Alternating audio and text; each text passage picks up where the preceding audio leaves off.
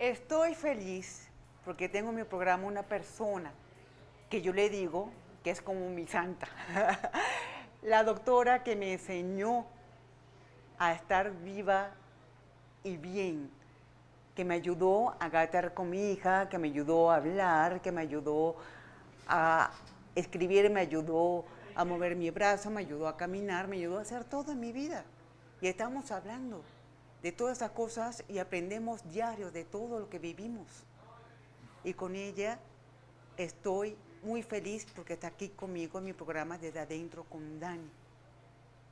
Aquí está mi doctora. Maestra. Maestra, siempre le digo que como mi doctora, pero es maestra. Así es. Maestra que es genial conmigo. Te agradezco, Dani. Pero también... Maribel Tena. Un aplauso para ella. Aplaudimos todos. Tengo varias preguntas. ¿Qué sucede cuando la relación familiar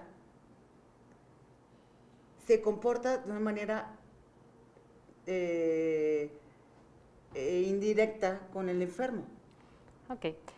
Hablando nuevamente del tema de la Ajá. última vez que estuvimos, suceden dos cosas.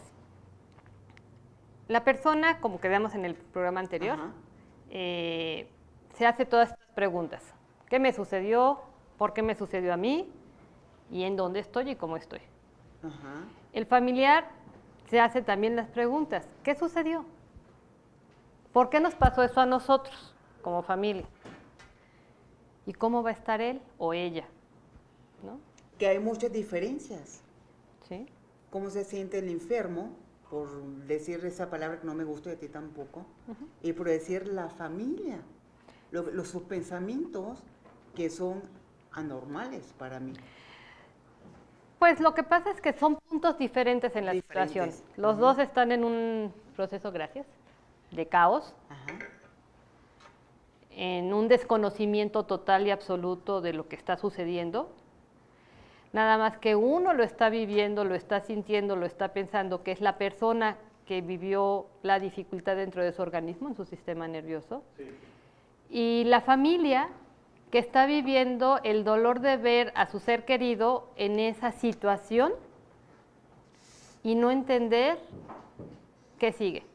Pero ¿cómo nace la idea en la mamá, en los papás, los hermanos, que ellos saben que es lo mejor para el enfermo? Como la comunicación Ajá. que se mantenía establecida entre la familia y la persona que tiene la dificultad se bloquea o se rompe o cambia totalmente. Cambia completamente. Y no tienen los mismos maneras de estar estableciendo. Una manera del familiar es irse al pasado y recordar cómo era la relación con esa persona. Porque el pasado es pasado. Efectivamente. El pasado es pasado. Ese es uno de los principales problemas. El estar en el pasado te aleja de la hora. Y lo que la persona tuvo como experiencia al tener esta situación, lo alejó de lo que la familia venía conociendo o que pensaba que venía conociendo, porque nadie estamos en la cabeza del otro. Nadie. Eso siempre lo digo yo. Es imposible saber los pensamientos tuyos en estos momentos. Efectivamente. O los pensamientos de otra persona. Es imposible. Así es. Entonces, ¿cómo se puede tratar al enfermo como persona? Porque eso es lo que pasa también. No se trata como persona, porque me acuerdo cuando me pasó a mí, todos hablaban a mi alrededor, pero sin verme. Sí, lo que sucede es que al desconocer lo que está viviendo esta persona y esta persona no nos está pudiendo expresar con palabras. Con palabras, porque no puede hablar, no sabe porque hablar. tal vez no tenga la capacidad en ese momento de repetir las palabras como habitualmente todo el mundo lo conocía. Tal vez él piensa en silla y sale un O.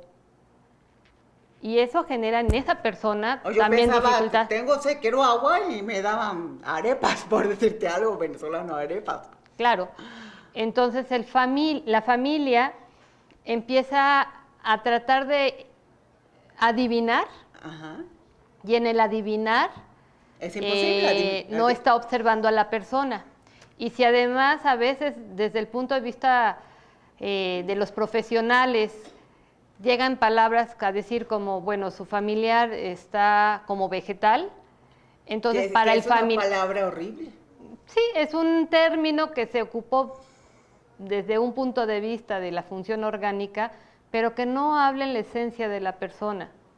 Entonces, cometemos esos errores los profesionales y el familiar, pues obviamente piensa que el otro ya no lo entiende, no lo piensa, no lo siente, y eso empieza a haber una desconexión entre las personas que están atendiendo a la persona con la dificultad o enfermo, como habitualmente se llama, y el familiar, y la misma persona que se siente totalmente a la deriva, con un proceso de dependencia tremendo.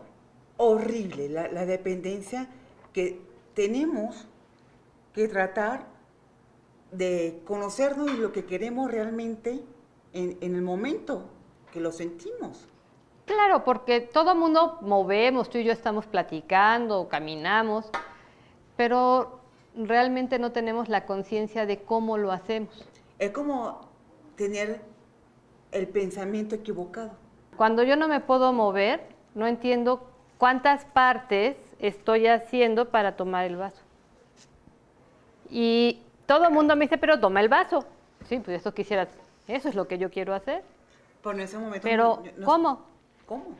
Entonces, esta es la parte de dificultad entre tú que estás cambiando y que no sabes cómo ahora organizarte, y los de afuera que tampoco saben cómo se daba el tomar un vaso y te dicen toma el vaso. Es como aprender cómo actuar en ese momento, en ese momento no, en la vida que me tocó a vivir, tan diferente que no sabía en qué momento podía decir las cosas, podía entender, tengo que aprender de mí, tener una explicación para que ellos me puedan entender.